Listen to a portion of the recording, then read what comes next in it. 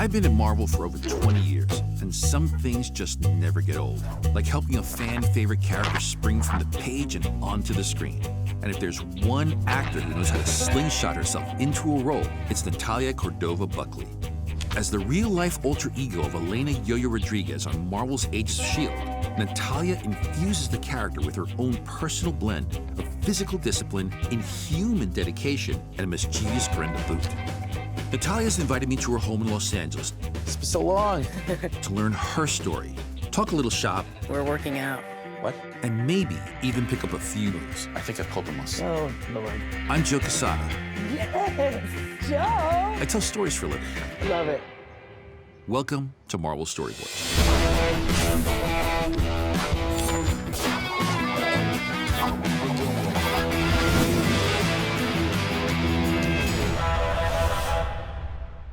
Show me where the magic happens. It's my very rustic garage. I'm not so technology-driven, clearly.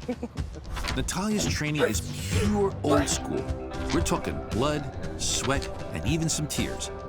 I had the pleasure of directing Natalia in Agents of S.H.I.E.L.D's Slingshot, but today, she's attempting to direct me through a proper action hero workout. You play Elena Yo-Yo Rodriguez I do, yes. on Marvel's Agents of S.H.I.E.L.D., a.k.a. Slingshot. Yes. Here, to remind you, you're not just giving something up, you're joining a team. You've kind of made Yo-Yo your own. I've always been given really strong female roles. Yeah. And I believe all females are strong. Even if they make choices that we perceive as weak, I think even in that choice, there's a lot of strength, because I think women are strong just by being born into a world that's in a lot of ways so against them. And now how's it been now that you're aware that there's fandom even before you step Yeah. into the role for this character and expectations? The fans started to write, "We love that Yo-Yo smiles right before she's gonna beat someone up," and I thought, am I smiling while I do that? And then I would watch the show. too. And I think it was Natalia being so excited to be able to do this physical stuff that there was a grin in my face that I wasn't even aware of. But now it becomes like a and trademark. then it became a trademark.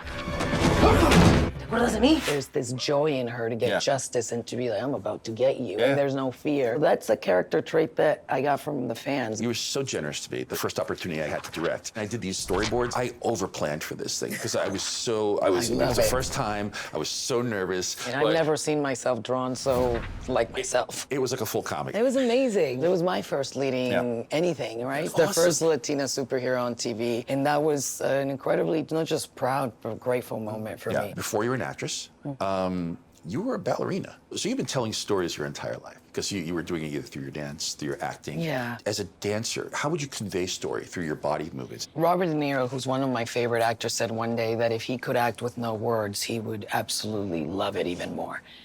And that's where my ballet training comes in for acting. Our bodies speak to us every day. So I think that language is very synced into you when you're a dancer and an athlete. Speaking of physicality, you said you wanted to work out. I'm Okay. going to teach you a short but effective warm-up that I do to be very physical. This is sort of what I put my body through to warm up and not hurt myself. Fantastic. It's always good to just start doing that. It opens up your hips. I end up bringing them all the way to my... Yeah, that's not happening. And you start to walk your fingers as far as you can. Yeah, that's about it. Yep. I can't. Do you feel it? Doesn't take me a lot to feel it. This is years of being behind the drawing table. This is what happens. You come back to center and you twist. I definitely feel that now. Right? In ballet, let's start. I'll show you first position. Okay. Everything's open. You're in demi-plie right now. So now as you're gonna stretch up, feel as if your glutes are going in, but these are coming out. So it's like, yes! Joe, Yeah. I'm so I impressed. missed my calling. Love it. So Agents of S.H.I.E.L.D. Yeah. There's tons of hand-to-hand combat. Yeah. So now how does your ballet training play into your martial arts work that you do, stunt work that you do on the show? The mindset of choreography. To be able to perform while you're thinking of what's coming next. Oh, now it's that kick, now it's that turn, now she's gonna punch me, now I have it to duck. And at the same time be performing. So you square off, it's this fluidity and there's that snap. In ballet, you don't get that. In ballet, it's so, and in martial arts, there's that beauty and flow and and that stay, that to me was always like, yes. and back. And You see that really? and back. So give Oh. Hang on. it. Yeah. So if you're here, you can loosen that, like, you know, just like, yes.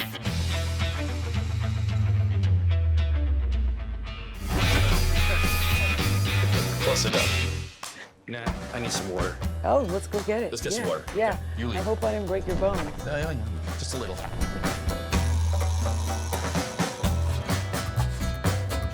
We call this our La Casa Colibri, which is hummingbird house, because it's packed with hummingbirds. See, now, I didn't know that word in Spanish. Colibri? Colibri. Yeah. I'm not Beautiful. So, even though you didn't read comics, you have a history of Marvel, don't you?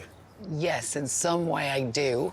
My grandfather, Pancho Cordova, Francisco Cordova, was an actor and addict of comic books. And I didn't know this until I got this show, because my dad, when I told him, broke out crying, and I asked him, I thought it was because his daughter finally had gotten a job, and he was so excited for me, and of course it was that, but he told me a story that, you know, his dad didn't used to make that much money as an actor back then in Mexico. He would spend all his money on comic books because he was such a dreamer.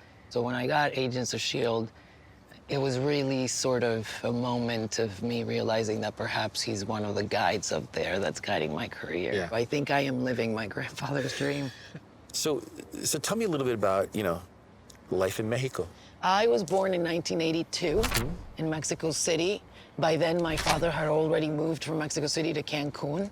We grew up Tarzanish, like Robinson family, you know? We didn't have electricity a lot of the time. I don't remember having TV, really. It was a very rustic and very jungle, nature-driven childhood, so it was truly magical. Was dancing the thing that took you to someplace new? Cancun started to feel small for me, so it was definitely the arts, and in that sense, I felt like I needed to leave that place to grow, so. One of the first times we actually talked on set, we were sort of drawn together by a conversation of Cuba. What kind of experience did you have in Cuba? I found Cuban people so inspirational. And it raised me in a lot of ways. It gave and empowered that fire within me. And I have that kind of love for breaking my own back. Like, I love when I finish Agents of S.H.I.E.L.D. Day and I feel destroyed. Exhausted. If not, I don't feel like I worked. I want to have bruises. I want to be bleeding. And that's very Cuban. I had heard about Cuba through my parents, my grandfather, my aunt, all my life. The majority of my family was still there, and I never met them. They're all there. We landed there, and I got to see my family. The most amazing thing and the most heartbreaking thing was these were my mother's sisters, and they all looked like her. My mom passed away years prior to this, and it was like seeing my mom again. And one of them in particular sounded like my mom, looked like my mom. Saying goodbye was incredibly difficult because, they're all on in years, and I don't know if I ever see them again. I don't know. But there was something magical about the island. You're also very attached to your roots. Yes. To your Mexican roots. And you played a character of Coco. Yes. That was another very special moment, Frida Kahlo. I feel like I've been chasing her all my life in some way. She was very special to me when I was a kid because I was a very tough girl and kind of strong personality. Knowing that there was someone that stood up for herself that much, and that was Mexican, and I was born with this very deep voice, right? I've always had this deep voice. People think it's from smoking, but it's not. And I was bullied for it when I was a little girl a lot. The boys wouldn't chase me in the playground because they would go, boys against girls, and I would take off, right. And all the girls would yell like girls, which is horrible to even say that, but it's a higher note, and I would just take off going, ah, and they would say, don't chase her. And forever, I think dancing was my expression because I didn't need to use my voice. Here comes Frida healing all that rejection away with Coco being such an extraordinary opportunity for me to use my voice. Yeah. And sort of for the universe to tell me what you thought that forever was a weakness is actually a strength, which is a great message to send to this world, and it meant everything for me. So it brings us to Agents of S.H.I.E.L.D. Your first episode was called Bouncing Back. Every great story, every great hero, somewhere just before that third act, their back is pushed against the wall. It's do or die. They either have to pull themselves up by the bootstraps and do what they got to do to reach that goal, or just pack it in. Where have you found yourself with your back against a wall? Should we go deep, dark? Yeah. I've sort of suffered since a young kid from depression a little bit. And there's a lot of bouncing back from that until you hopefully find the right tools to come out of it whenever it kind of knocks on your door. I was kind of giving up, you know, at that point. My depression had kind of really taken over. I was really disappointed with my career. I didn't know if I was worthy of it. I started doubting everything about it because I wasn't getting cast. So it just felt like maybe this is not for me. And the first audition I get when I'm feeling like I should let go completely is Agents of S.H.I.E.L.D. And the title of my first episode is Bouncing Back. And I kind of was bouncing back to life and to my joy and what makes me feel really fulfilled in life. I think it's important to talk about stuff like this because I went through my bouts as well, depression, and especially if you're a solitary artist, you know, working on your own stuff, it just sort of creeps up on you, you know. And the more you get rejected, it doesn't get acknowledged. Oh, yeah. The deeper that can get and the darker that can get, it can be crippling. We're in very fortunate positions in our lives right now, but it's not without, you know, the battles to get there. It's very important to show your darkness too, I think, because it lives in all of us and there's no shame in it, you know. Thank you for sharing that. I want young kids to know that we're all made of the same thing, and that little girls that ask me or tell me they admire me so much or whatever, I say that any quality that they find in me and admire in me, they would not be able to recognize it if it didn't exist in them. So it's them recognizing themselves in me. It's so beautiful here. I love this here in the hills. Can we go for a walk? Yes, of course. Let's do it. Awesome. Yeah, let's go to the view. Okay, so I need to practice my Spanish. Oh, yes, let's do it. How do you say rusty in Spanish?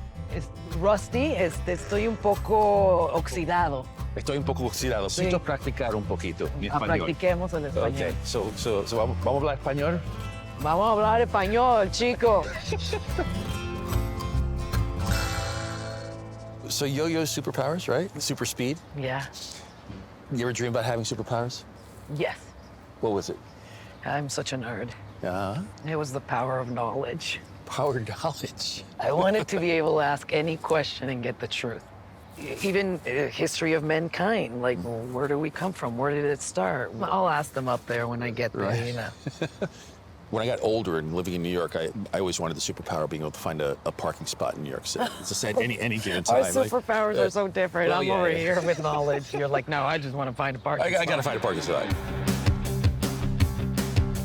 I need to tell you, thank you. Oh. It's been amazing talking to you again and getting to know you even better than I have. Thank you so much. Thank you. So wonderful. From her unique childhood in Mexico to the inspiration of Frida Kahlo to her formative years as a ballerina, Natalia reminded me that sometimes it's the stories of our past that slingshot us into the future.